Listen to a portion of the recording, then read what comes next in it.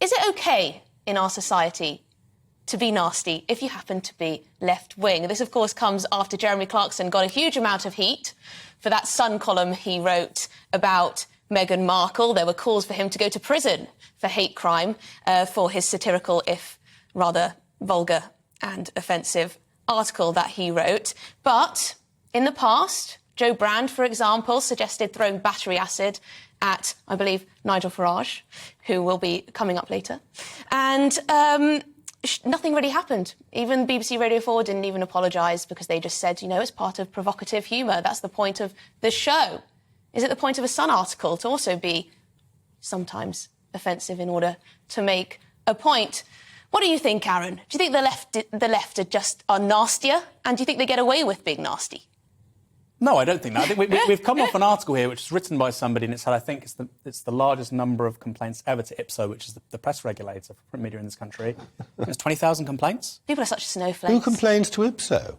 Who complains to IPSO? Well, who even knows the address of IPSO? Who's ever heard of IPSO? These are left-wing campaign groups writing in 20,000 letters. So 20,000. That's the most ever, which suggests that you're right to say that not many people do generally campaign. But the point is, comparative to other episodes in the past, this has drawn real ire from people. And I think I can explain why. Rather than saying, you know, this group of people are bad, or Angela Rayner saying, you know, Tory scum, I think there is something... Well, that was rude. I was very deeply offended by that comment from Angela Rayner. There's a substantial difference between saying this group of people are bad and I think saying targeting an individual and outlining a particular course of action, which you just said with regards to Joe Brand and Nigel Farage too. I think that's qualitatively different, actually. I think that's a lot more violent and hateful. And then secondly... Well, then battery acid. No, I'm saying I agree. You agree? I agree that that's qualitatively different from saying Tory scum to saying this person deserves X. I think they're two different things. And then secondly, with Clarkson, this was drafted, written, edited, proofread and published.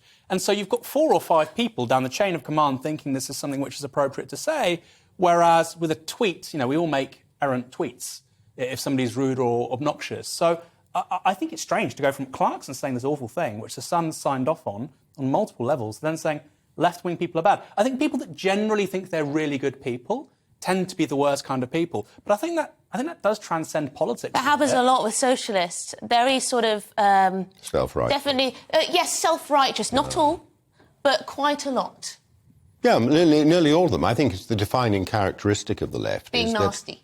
Is being nasty and actually hating, you actually hating people who disagree with them, refusing to talk to them, refusing to have them in the family, saying, I wouldn't have this person in the family. Conservatives don't behave like that. We can't say that of Aaron, of course. No, we can't say that of Aaron, who's turned out, I've never met him before, to be astonishingly nice and interesting person.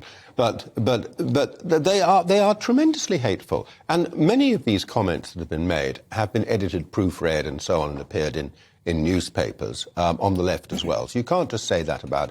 I'm not here to defend Jeremy Clarkson. And I note, of course, he has, of course, withdrawn to some extent from his... I don't know whether it's an apology or not, but he has recognised the shock that he's caused. But the fact is that I want the left, actually, to carry on being as nasty as they are, because people see it. The people see it and they say, you know, I really don't want to be part of this group. They really are putting me off. They see how unpleasant you are. It's a very long socialist tradition, even in the Labour Party. After the Second World War, there was, I think it was Nye Bevan, I hope I don't say the wrong politician, who went out in the 1945 election and actually talked about Tory vermin. That was Nye Bevan, yeah. That was Nye Bevan. And Tory vermin. And God bless them, the Tories up and down the country all got little badges saying, I am vermin. Yes, I remember that. Because they knew how... You don't remember that. I knew...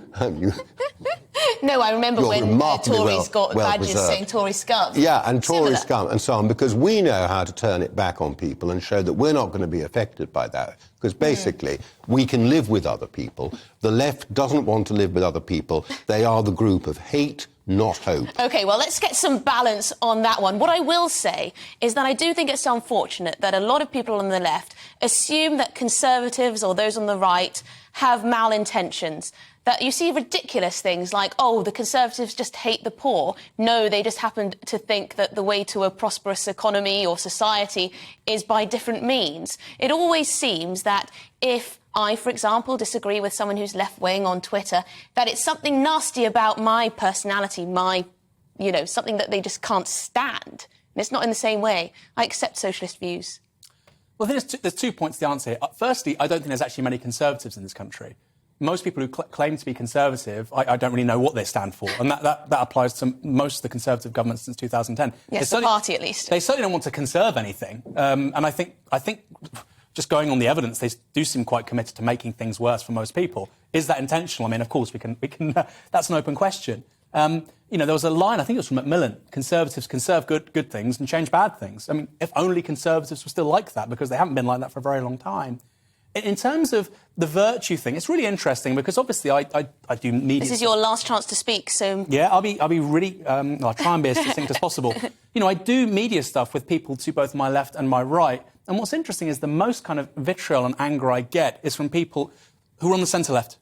I've always been perfectly affable with people on the right, and the people on the centre-left are the worst because they've been in the room for 20, 30 years and they're the most left-wing person. But the second there's somebody to their left, they view it almost as an attack on their identity and their being, which... Well, we saw in the Corbyn years, there was so much, inter-fighting. Anyway, that's sadly all we've got time for this evening. Thank you very much to my very erudite and fantastic panel this evening.